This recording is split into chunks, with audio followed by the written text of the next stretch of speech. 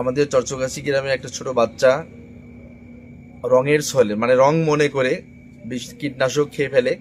ফলে আমরা স্থানীয় যারা ছিলাম তারা তাকে দাঁড়িয়াপুর হাসপাতালে দ্রুত পাঠাই। দাঁড়িয়াপুর হাসপাতালের কর্তব্যরত ডক্টর ইমার্জেন্সি মনে করে, জরুরি মনে করে তারা রেফার করছে মাগুরাতে। সেক্ষেত্রে মাগুরাতে রেফার করার ফলে আমাদের ওখানে সরকারি অ্যাম্বুলেন্স যে ছিল, সরকারি অ্যাম্বুলেন্সে যে আমরা যাইতে চাই, ফলে আমাদের রুগীও সরকারি অ্যাম্বুলেন্সে উঠেছিলেন।